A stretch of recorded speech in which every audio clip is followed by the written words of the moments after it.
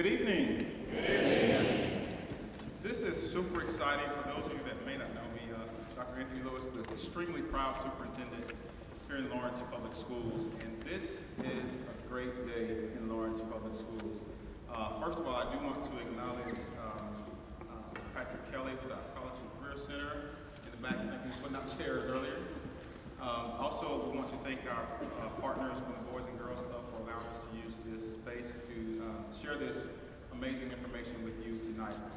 I do see one board member in the house tonight. Are there any other board members? We have Gordon Ross over here. Wave your hand. Y'all can clap for one of our board members. Hey, Rick Ingram back there in the back. Rick.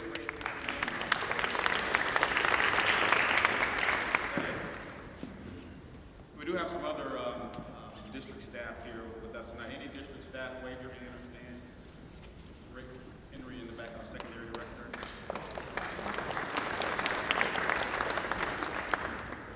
So you are here tonight to learn about an amazing opportunity that will present some amazing opportunities for our students and allow our students to take advantage of some college classes by KU. Now I will tell you, I have on a Jayhawk here, and it's really hurting me. But I wore it tonight because we have an amazing partnership with KU. For those of you that don't know, I did get my PhD from the University of Missouri. But no pictures, please. No pictures. Nobody posted this picture. No. But when I came to Lawrence, and I found out, of course, we didn't know KU was here, but I found out the partnership that we had with KU, and I got excited. And then I thought about the additional possibilities and opportunities for our students. I mean, we have KU right here in our backyard. So for me as an outsider, growing up in Alabama, reading about some of the researchers that currently work at KU, I'm like a research in Arthur E. And so they're right here. And so to have this amazing partnership with this amazing university is just phenomenal for our students. And so what you're here tonight is an opportunity for our scholars to take advantage of some college level courses. But I didn't come here to share all the information. I just came to welcome you and thank you so much for coming. I didn't expect this meeting. I don't know if you guys expected this meeting, but this truly speaks to the testament of how well this community supports its schools and supports its students. And so thank you so much for being here, and I look forward to continued partnership. I'm also here as a parent as well. I have two high schoolers that I'm hoping will take advantage of this as well. So without further ado, I want to acknowledge Dr. Jennifer Besselo, who's just one of the many team members that she comes. Many of the team members that have been instrumental in getting this started. Patrick Kelly, who you met earlier, Rick Henry over here, and some other staff that have really been instrumental in getting this started. So Dr. Jennifer Besselo, who's over our curriculum instruction department and does a lot of other things, she will come and kind of share with you some additional information about our Jayhawk blueprint. Let's give Dr. Besselo a hand.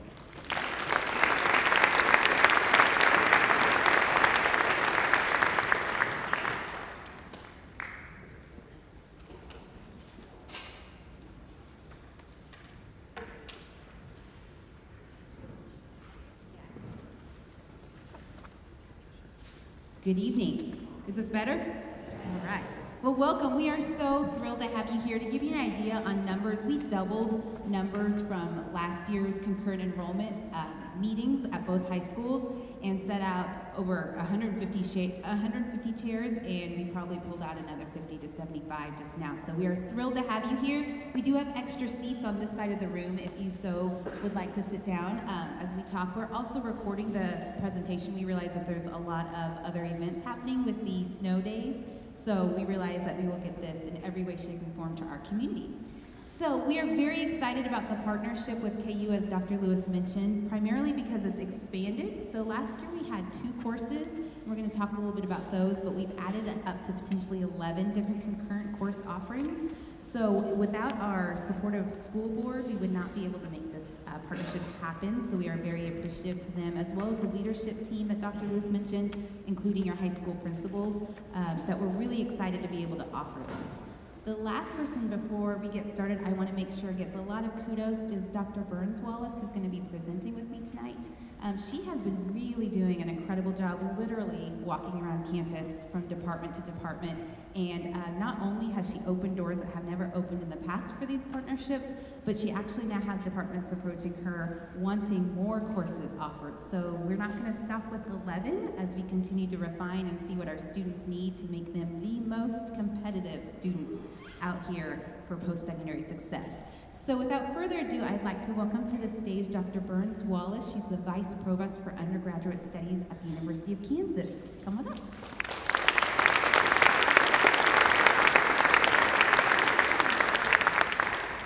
Good evening. How's everyone doing?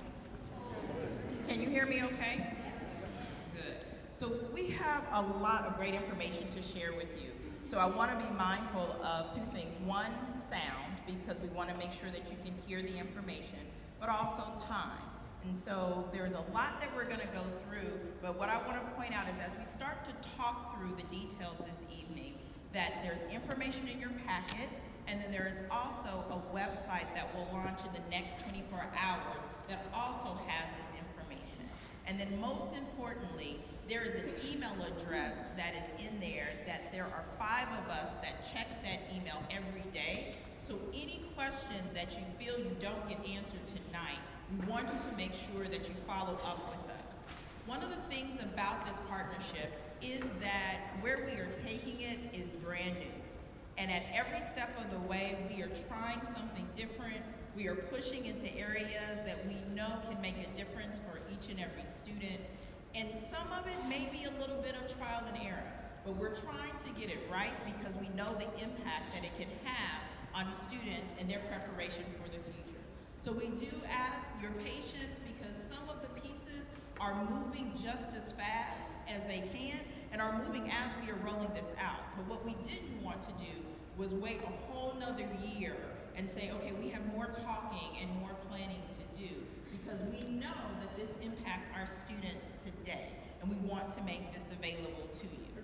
So concurrent enrollment, as we talk about it from the higher ed side, there are some clear benefits when we think around concurrent enrollment from the higher ed institution standpoint. It allows a student to engage in that college curriculum earlier, to think about what it is to be in a college course, to sample with some areas to figure out, is this something that I want to explore more with? But it also just simply allows them to get a little bit of a head start. On average, my freshmen come into KU with anywhere from 6 to 25 credit hours, just typically across the students who are coming in. And what we find is just even bringing 6 credit hours gives that freshman a little bit of breathing room and not feeling that they have to rush through that freshman year and hit every single course and have 18 hours and 18 hours, and if I miss something or if I don't do one thing, or by chance something happens and I have to drop or change, I'm already behind. So being able to come in with a little bit of a head start helps our students have a little bit of confidence, have a little bit of familiarization with content and how a university level course is run, but also a little bit of breathing room as they move through. And from our standpoint and working with your district, it also fits into many of the plans they've been developing and thinking about how they're helping and prepare your students.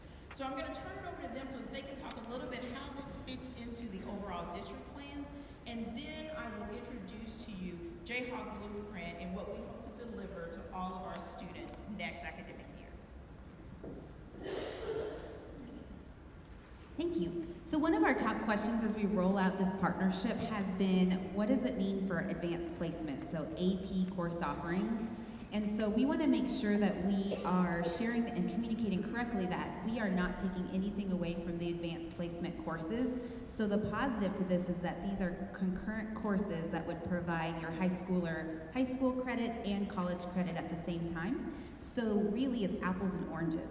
Some of the curriculum might be similar, but the major difference is that your student, if signing up for concurrent course offering, is enrolling in a KU college credit bearing course. So meaning that would pay a reduced rate for the actual course and then take the KU curriculum that is actually delivered in most cases by a Lawrence Public Schools certified instructor. So they have a safety net, the familiarity. Most of these courses, when we'll talk through them, will be delivered on campus at most of the time our brick and mortar schools. Some of them will also be offered here at the College Career Center. And then for some of the classes that might not have as much enrollment, we also want to offer some summer options that would either be potentially taught on campus or here at the College Career Center, but always within a cohort of high school students, so it would not be mixed with University of Kansas students. But the big shift between the advanced placement and the concurrent course offerings is with successful completion of the KU concurrent course, your student would obtain college credit. So advanced placement is a little bit different in that it is actually a high school level course with an opportunity to take the test at the end of the course for advanced placement college credit. So it would be based on the successful passing of the advanced placement test at the end of the course that gives you that college credit.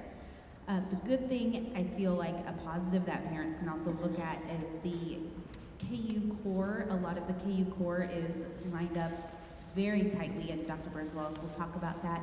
But it's not just about a pipeline to KU because we want to make sure our students have lots of options. It's also opportunities for the students to take that credit elsewhere, including some of those Ivy League schools that may or may not take advanced placement. So those are just some parent options. As far as what we are offering for curriculum for USD 497, your student will still continue to have opportunities for both. So there's no reason that they have to go one track or another. It could be a mixed bag, but it's kind of apples and oranges when you talk about the difference in curriculums. So we want to talk a lot about the interest and fit based on your student need and where your student's going, and that's really where individual plans of study come in. And so I've asked our secondary director, Mr. Rick Henry, to come up and talk because our high schools are both doing some incredible work with individual plans of study as we want our high school students to start thinking about the next options and what's next for them. So I'll pass it on to Rick. Thank you, Dr. Besslow, and good evening. You've probably heard a little bit about individual plans of study as we're rolling those out in our district. You'll hear more about them. Our individual plans of study, IPS, those activities actually begin in 8th grade, not in high school. They begin in 8th grade in their career and life planning course where they take some career interest inventories and they start to identify some careers that they could possibly be interested in. This doesn't mean that in 8th grade we're going to say, okay, this is your track, this is what you're doing. There are options to review this each year and make the changes that students and parents feel are necessary. One component of this is developing a course of study. So when I went to high school, I went into my counselor's office and he said, this is what you're taking in high school because this is what all high schoolers take here. I said, okay. And we have more options here. We want students to figure out what they want to do and then plan a course of study around that.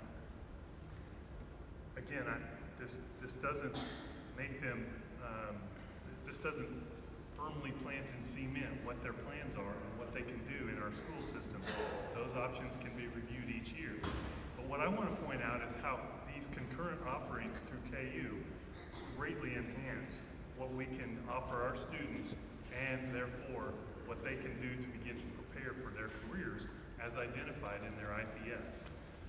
They can certainly weave these in with our curriculum and also with our career and technical education curriculum and create a plan of study unique to each individual student here in Lawrence. And so that's why I, as director of secondary schools, am really excited about these new KU offerings. So let's talk Jayhawk. So what this is and what we've built with the district is the idea of having a set of courses that allows the students to prepare themselves to walk into college. One of the things as you begin to look through your packet, if you open up your packets and you look in the very front and you'll see Jayhawk Blueprint written on there, if you pull that very first sheet out, it will actually show you the list of course offerings that we are preparing to offer for the 1920 academic year. What I want to say is, as we thought about and tried to identify, particularly this first round of courses, what we looked for were courses that were typically taken by a college freshman in their first 30 credit hours or so, irrespective of major. So these courses are some of the basic courses that a student would take as part of what would be called a general core curriculum or general education requirements at most 2-year and 4-year institutions. We were actually very selective in this first round of courses because all of these courses are already transferable across all of the 2-year and 4-year public institutions that fall under the Kansas Board of Regents that we are a part of. Because of that, that means right now, if you complete the course, let's take Comms 130, which is the first course that's on this list. If you take Comms 130 through concurrent enrollment, and you get the 3 credit hours from the University of Kansas, you can go to the website right now and you can look at any of the other institutions and it will show you what it transfers into that institution, the exact course and the exact course number. So these courses are already what we call, they are articulated or they are transferable across the state of Kansas to our 2-year and 4-year institutions. We did that because part of this blueprint is about preparing our students to be ready for college and to give them that head start, irrespective of what college they go to, 2-year, 4-year, and irrespective of major. There are lots of other things that a student is going to have to do to prepare for majors and a lot of things that they will take that align within major, but all of our institutions have these core or these general education requirements that are a part of our students moving through our curriculum.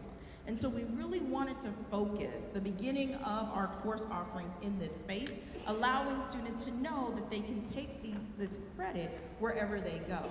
As you look across the different course offerings, if you look in the folder and you see the list, we've specified that some of the courses, depending on the course, may be offered just in the fall, just in the spring, and for a few, they are offered both fall and spring, so a student can take it in either or. The idea here is that, again, we're trying to expand, so if a student, for instance, particularly for those of you who have a rising junior, they could look across their junior and senior year and plan out a handful of courses that they could take across those 4 semesters to kind of gain anywhere from 6 to almost 24 credit hours across that period of time. One of the things that we are going to offer this summer to see, we believe that it is going to be something that is very popular, and it also gives us a little bit of flexibility to use this summer kind of for that early enrichment, is that there are 3 courses that you will see that are designated for summer 2019.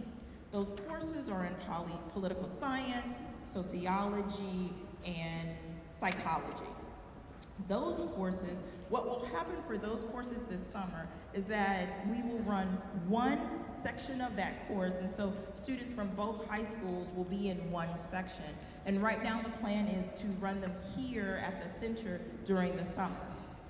During the academic year, students, as my colleague mentioned, the students will actually take their courses in their regular classrooms in their building. So if you see English 101, which is one of the course offerings we have right now, that means that there will be a section of English 101 that is offered in each building. So the students do not have to come out of their building, they do not have to come onto campus. It will be delivered in the high school with high school instructors that are working with our KU faculty that have built out the curriculum to be delivered in the high school environment. This, again, gives the best benefit for the students, as well as kind of having us being able to offer more things across the curriculum. So take a look at that list. One of the things that I want to point out is the very back sheet of your material actually has the course descriptions.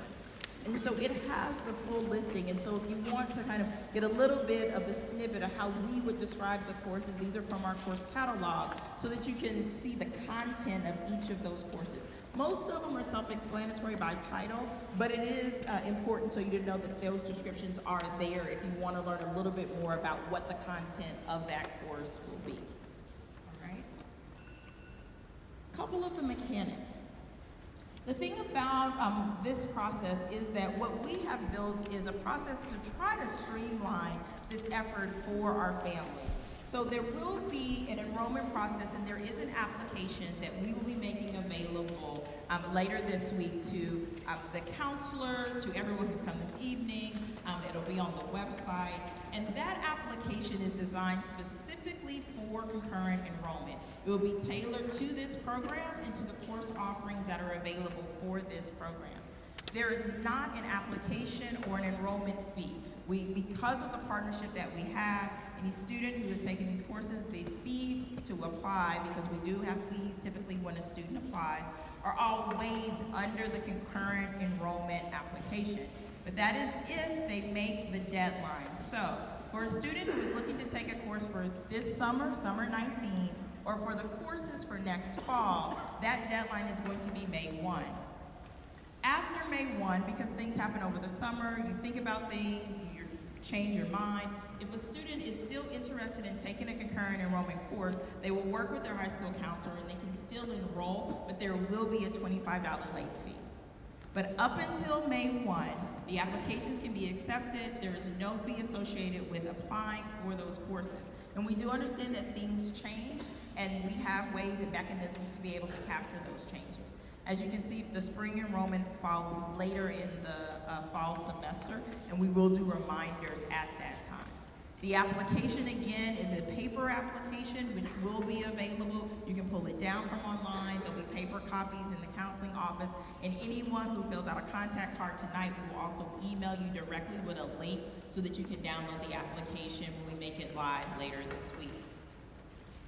The other piece of this is one of the things about a concurrent enrollment relationship, it allows us to offer the courses at a discounted rate. And so the rate for the course offerings that the students are taking is literally 1/3 of the tuition rate that our students take on campus. So it is $103 a credit hour for this academic year.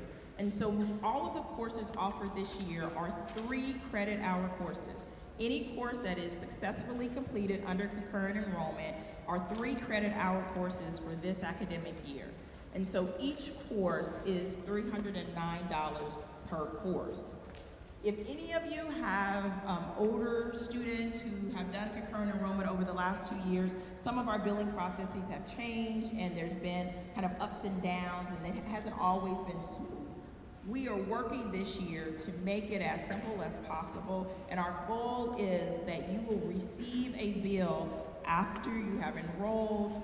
By that bill date, it will tell you these are the courses that you signed up to enroll in. Here's the amount that is due, and it will tell you the appropriate place to go to be able to pay that bill.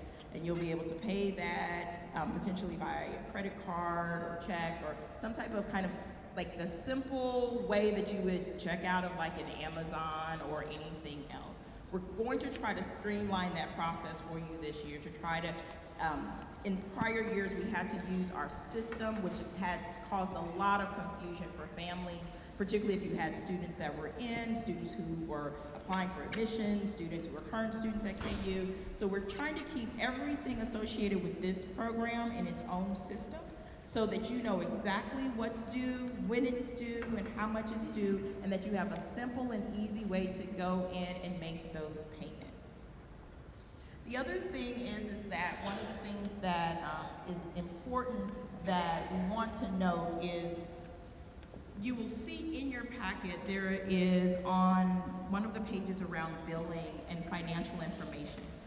At the university, when a student is enrolled in a course at the university level, we have to be able to provide them with the opportunity to what is called withdraw or drop a course during the course of the semester. There are various penalties with that. There is a date in which a student can drop a course at the university where there is nothing on their record. There is a date in which they drop it and there is a withdrawal or a W on their record. And with those, there are also financial penalties in terms of when you drop. how much of a refund you receive in relationship to that. So those dates are laid out in your packet that talk about the when and what happens at each of those individual dates for the summer and the fall semester. And then we will publish the spring dates as soon as those are available. I want to mention something that is very important for you to understand, however, around concurrent enrollment. Concurrent means that you are enrolled in both the university and in your high school environment.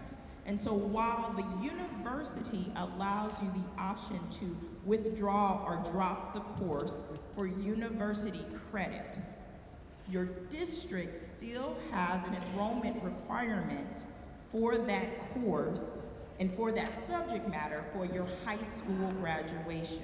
So we mention that because a student can't just simply say, I'm dropping the course and they're in nothing, because then they are not completing their high school component of how that works. And we are working with the counselors to make sure that we're getting that language right and that we are able to explain to every family that is enrolling this year that they have an understanding of how that works for a student that decides to drop with us and no longer is taking it for credit with KU. Please understand that something may happen, a student may be going through a course, they may say, okay, I'm not gonna do this. Let's say they stick with that course, but they have withdrawn from Kansas for that credit. And let's say they make it through that course and do amazingly and get that A or B. You have a great A or B on your high school transcript. You cannot change your mind, and at the end, when you get a great grade, say, now I want the credit. Those decision points are there because it is something that is not an easy decision. And what we have put in place is for a student to be able to withdraw or drop, they do have to go and meet with a counselor and get a counselor's signature so that all of the necessary conversations are had and everyone understands the implication of doing or making any of those changes during the semester, because it has both college as well as high school implications.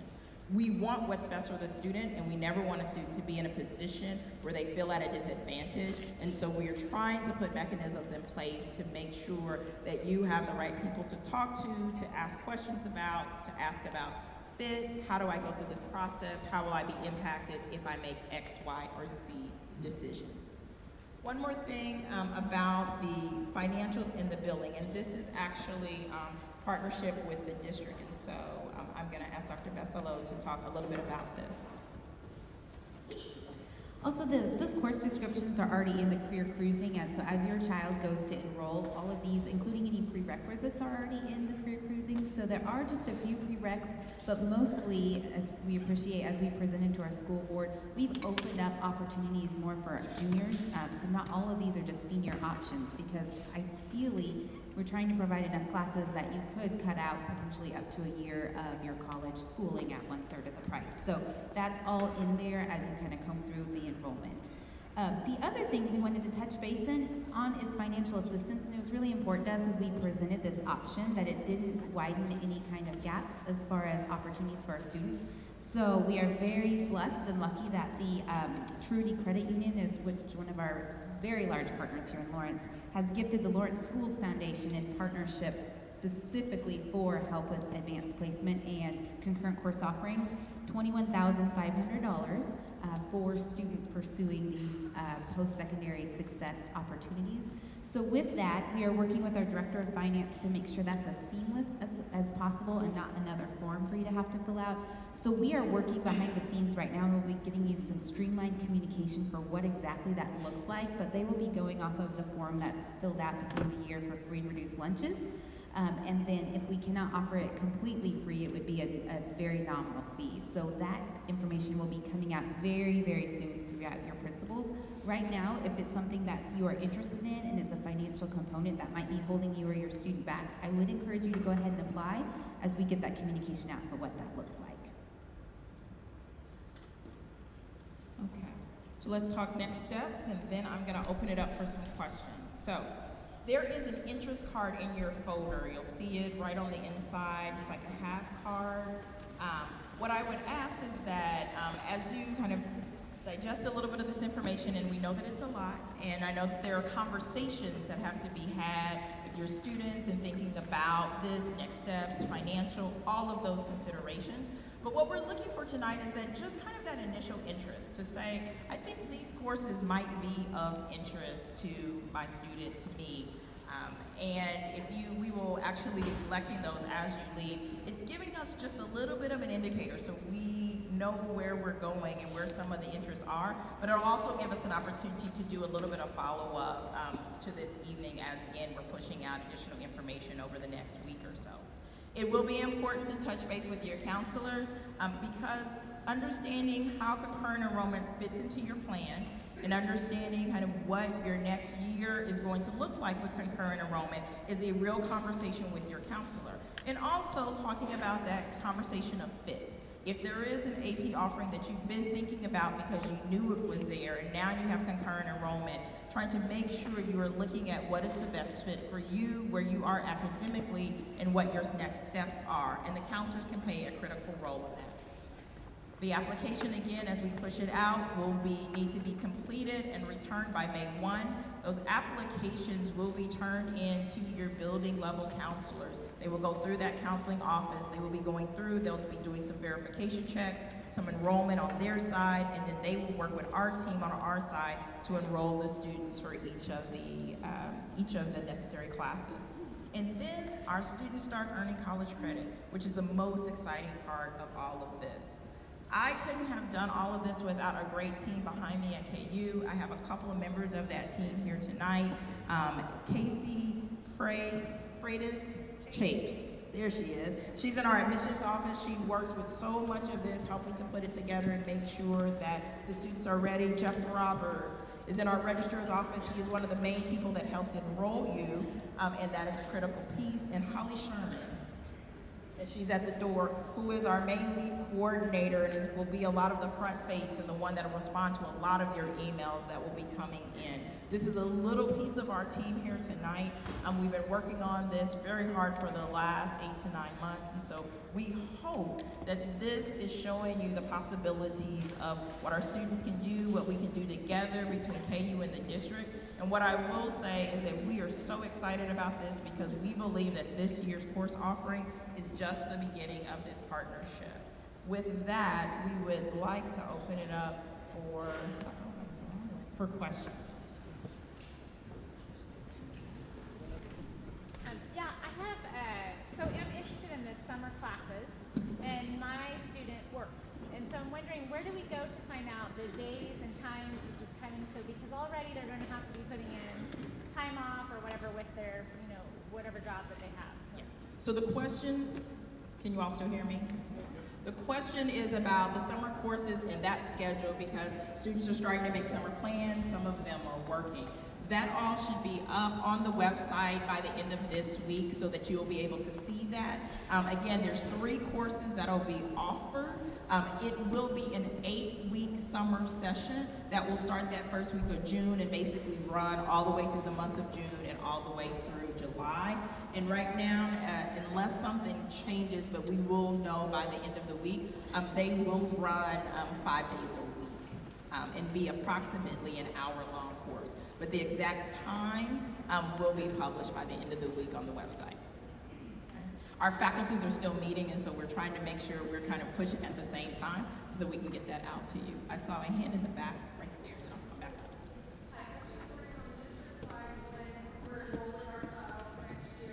Will it be clear in the catalog how each class will fit into the requirements we have for the high school? Say, they have 2 English classes fall during their senior year. Obviously, English 101 and 102, I would assume, would count for that. But will it be clear when we're enrolling our students? Hi, Amy.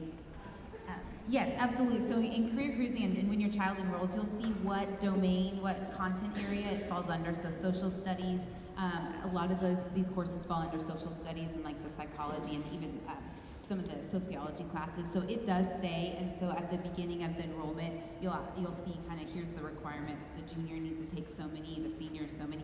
So you'll just want to go ahead and look at what content area you're trying to fulfill, and then it would duplicate and show on the actual course description if it falls under math, ELA, English, language arts, social studies. So great question, thank you. Also, I wanted to note the textbooks is part of the actual courses, so we wanted to mention that. So that's all part of that fee, so there wouldn't be, actually, it's covered technically with our MOU through the University of Kansas, so it could be an open education resource, or it could be a text provided through the University of Kansas. So that's not an additional fee. One, and my child has already met almost all the requirements to graduate, and they take the classes in college or even in high school, even though she's met most of the requirements. We have that. So what grade would your student be in? Junior, senior? Senior? So yeah, as long as they are within that bandwidth, they absolutely can enroll in these classes. Some of those stuff things are. Great question. The other is how is the IEP going to work? Individual education plan. Correct. I'll let Kay speak to that, but I could tell you from the school standpoint, the same accommodations would apply for special education. Dr. Veswell, can you repeat the question? Yeah, we didn't hear what she's watching. So the first question was about, so her student who's gonna be a rising senior, has pretty much completed most of the high school requirements, and so the question was, can she still take some of the college courses because she just wants to take them even though she's completed most of the high school requirements? So that answer was yes, as long as she has that bandwidth and she's still technically a high school student, she's under the concurrent enrollment. The other question was about an IEP, correct? And so the resources in the district are available, but we also have resources that are on our campus because we have students at our university that also need certain accommodations. And so if there's something that, based on the way our course is being delivered in the high school, that the high school cannot provide in terms of accommodations, they would be working with our office to be able to deliver that like we would on the college campus. So that might mean, I have students on campus that use certain software to read certain texts or to deliver certain texts. And so if the district doesn't have something that we would need in that instance, we would then leverage the university resources for that accommodation. Similarly, we're working across our libraries. We're bringing our library staffs together in the same way. If there are open access resources that we're using or other tools that we're using that our libraries supply on campus, we're making sure that those library resources are available in the high school environment. Our goal is to try to do this in such a way that our offices are collaborating across various areas so that from a student standpoint that they still are receiving the support and all of the resources that they would at the university, but in that high school environment. I have two questions also. On the Spanish courses, are they each just a semester as well as Spanish 3? Because it doesn't say when they're offered. Yes. So is Spanish 3 fall and then? So with the Spanish courses, our Spanish faculty in the high school and in the college are meeting like as we speak this week. Because what our goal is that the ideal will be that any language course that is offered is that it would actually run like the third year language. And a student who is completing third year language and is a part of the concurrent enrollment will then match up to a certain level in the college curriculum. And so part of the reason why, it'll be a year long. So it won't be just a semester. It will actually run the same as like third year, where it will run the same as fourth year. Double that? You do not, no, you do not pay double. It is a year-long class that will issue a 3 credit hour at the end of it. Okay. The difference right now with the languages is what they're trying to determine is at what level that language will match onto, which is a little bit different than some of the other subject matters, and what some of the flexibility or options might be within that as they embed and work together to align their curriculums across third year and fourth year. So if you are interested in Spanish in particular, please fill out the interest cards because we'll be coming back out with a little bit more information as those two departments come together and make sure that we have the right alignment for that. But there is not, because it will run as a year-long course, it will not be 6 credit hours, you're not paying twice. You will pay for a 3 credit hour course. It will just be delivered in a year-long format. And then my other question is, how exactly will this work with regular enrollment as far as if our student wants to take one of these classes, but let's say it's only offered a certain hour, but they still need something at the high school. How will we know if they don't get their schedule? I mean, like the deadline is May 1st, so we can maybe assume, okay, well, we're gonna enroll for this, but then we find out maybe at some point, okay, that's not gonna be possible, but what if we've already, you know, do we already pay for this ahead of time? I mean, how does that all work? Because then that could mess up things with enrollment for class, you know. So the question is about the schedule, and like, let's say, trying to paraphrase. So like, you sign up for it and it doesn't work because of the schedule, or it doesn't align, and then, you know, you're already down that road, and are you just to make the assumption that it's gonna work, or how does that work? One of the things, You don't usually find out what their classes are before May 1st, Right. and so then that kind of leaves us so like, part of that is one of the reasons why it's important to work with the counselors, because they're gonna be looking at some of that as they're going through putting in the enrollment. But two, if you look at when the bills are due, the bill is not due. You'll receive it, so, I'm sorry. See your pocket, thank you. You're okay. So you'll see, for the fall bill, school starts in August. That bill will be generated September 21st. It is not due till October 15th. So part of that, and we do this even at the university, it's this idea of like, we're not trying to charge you in front of it, because then we end up doing lots of refunds and changes. By the time those bills are generated, that point, particularly in the fall one, is there because by then we feel all of that noise should have shaken out, and any students who need to come out or be in, that has all been settled. So by the time you get a bill, those should be firm and confirmed. That doesn't address, you know, schedule moving and other things, but from a financial standpoint, it's why we have those situated a little bit further out. I don't know if you want to talk a little bit from schedule.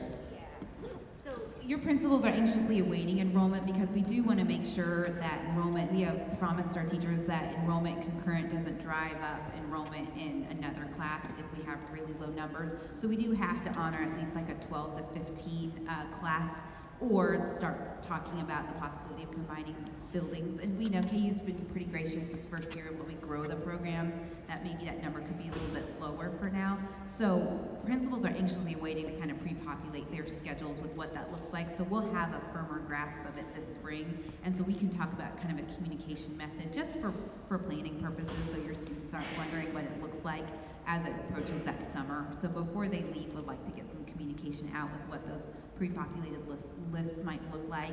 And I know for the financial aid component, that would also be important to have. and then, so when the counselors see these classes that we've enrolled for here, will they give priority to those, knowing that we really want to get those classes in? So the question was, will priority be given to these concurrent course offerings over the other courses so they are slotted to that? I think that would be an important conversation we have with them. Right now, like, let's say there's a fine arts class or band or orchestra, some of those singleton classes could pose potentially conflict. So that's when we would work behind the scenes with our leadership team at the school district to determine if enrollment's really high, can we offer another section? If we're looking at maybe 4 or 5 students, I would ask that maybe our counselors contact those students and say, we just don't have enough for a course here. Or maybe we start talking between the schools about, hey, do we want to offer our parents and students an opportunity maybe at one school or another, or does that move into a summer option? So some of it, like Dr. Burnswell mentioned at the very beginning, we're kind of still building the plane in the air, but we definitely want to get these opportunities out. The interest card will help shape some of that tonight. But this is good feedback we can take to the team. Thank you.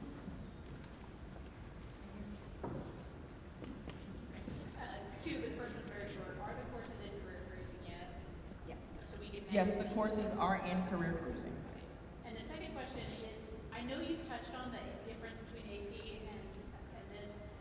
It's still, and the students can go talk to their counselors to figure it out, because parents were in the dark. So could you give us any more insight into why we would choose AP US History or the college concurrent one over the other? Bingo. And like what may make the difference? So the question is about a little bit more in the AP concurrent enrollment conversation. So there's a couple of things. One thing is, as Dr. Bestello mentioned, AP is you get potential college credit based on the score that you make on the exam at the end of the course. Concurrent enrollment is that you are actually getting your grade as you move through that course, and the grade that you earn as you move through that course is the grade that you get for your credit, okay? The other thing is that in this day and age, unfortunately, us as higher ed institutions haven't made this easy. I'm just gonna be very honest, right? And so we all don't see and use AP the same, unfortunately for you. So some institutions, depending on the AP score, some give credit, some give placement out to a higher level course or something. Some give credit, but only for certain scores, right? And so because a student is taking an AP course, because they take the AP exam, and depending on what score they get and what institution they eventually enroll in, it may or may not actually yield credit hours. It might yield placement at a higher level, it might yield other things, and sometimes it will yield credit hours. For instance, you can go on our website, our admissions website right now, and it'll show you across our institution what AP courses, what AP score level, and what credit comes with it, or what placement comes with it. The thing about concurrent enrollment is that you are enrolled in a college level course. If you successfully complete that course, you get a transcript with 3 credit hours completed that is transferable to any higher ed institution.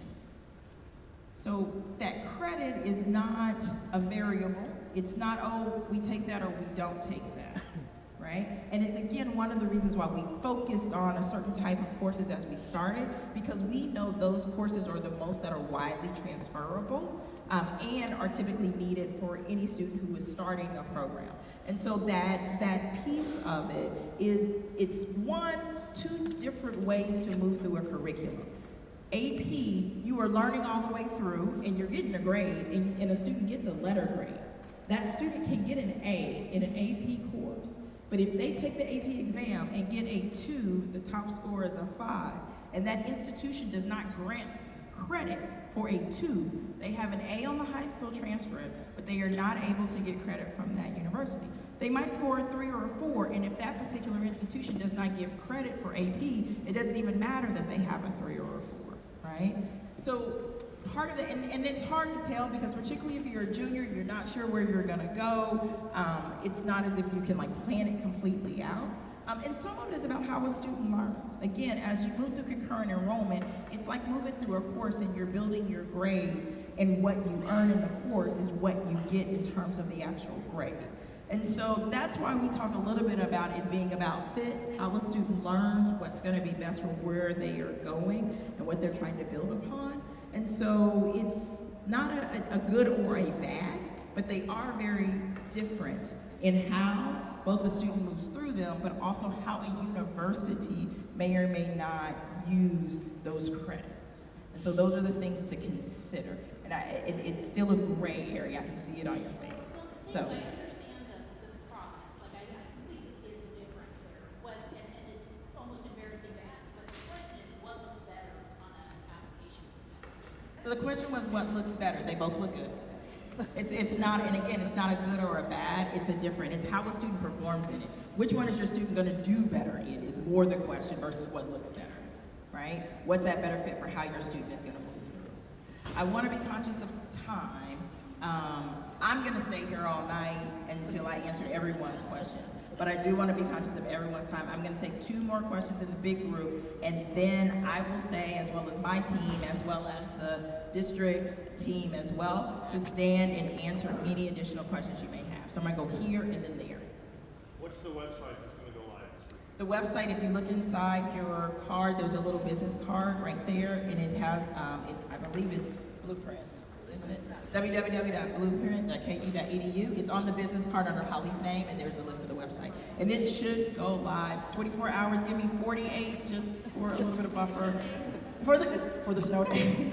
Our IT team has to approve every website that goes up, and it's actually in that phase, and they have to make sure it's accessible. And it's with them now, and so it's ready to go. We're just waiting for them to turn it on.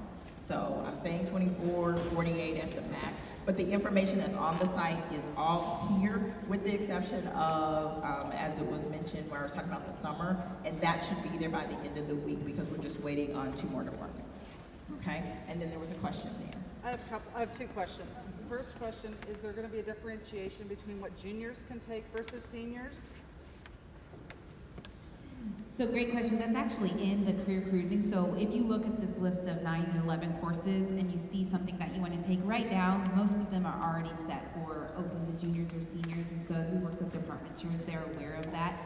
There are some that build on each other. So like History 128, for example, you could take that in the same year, juniors or seniors, or you could jump it. Right now, the psychology class currently has a prerequisite, as we currently have the psychology in our current curriculum. It's supposed to be a senior credit, so we're still working kind of to massage that because we're trying to open up more possibilities. And then my second question, I have a student who's taking Math 101 right now. He's a senior. Is that also going to be a year-long course in the future as well? It's a great question. So the question was Math 101. Currently, the two classes we offer concurrent offering, it's English 101 and Math 101. So the question was, is Math 101 going to continue to be offered all year long, or is it going to a semester? Initially, we had talked about making these semester courses, the Math 101 and Stats 101. Everything's a semester course right now, except Math 101 is currently still year long. So that's something that we've been in constant conversations about, and we're trying to get our math departments together. Specifically, hearing our math teachers talk, they really want that year-long opportunity. If we did that, right now elementary stats, which is the other course offering, wouldn't have another semester of math option to take, which technically isn't a requirement, but those that want that option, we just want to make sure we're staying rigorous in that regard. So the short answer is right now, and it's still going to be offered as a year-long unless we hear something different from our math department in the next 10 days. All my deadlines to all of my departments around any changes, shifting, is basically kind of a March 1 do or die at this point, because we need to get the information to you so you all can make the informed decisions. But right now, it looks like Math 101 will probably stay as a year-long offering. There's some potential in the future that we might have a semester, but 1920 doesn't look like we're going to get there just yet. So stay tuned. And again, if you're interested in Math 101 or if you have additional questions on that, please mark it. Again, being mindful of time, I want to say thank you for coming. We have one last thing that we want to stress, but what I will say is that, again, myself and my team will stay up here and we will answer any additional questions that you might have, or you can send emails to the email address that is on there, and then again, look for our website to be live within the next 24 to 48 hours. Again, it duplicates a lot of the information that is here, as well as a few frequently asked questions that might, or a lot of the stuff we talked about tonight. One last thing. So really quickly, another leadership, Jerry Kimball right over here, if you could wave Jerry. She's our Assistant Superintendent of Leadership and Learning, so she is over this whole project, and so we appreciate her support.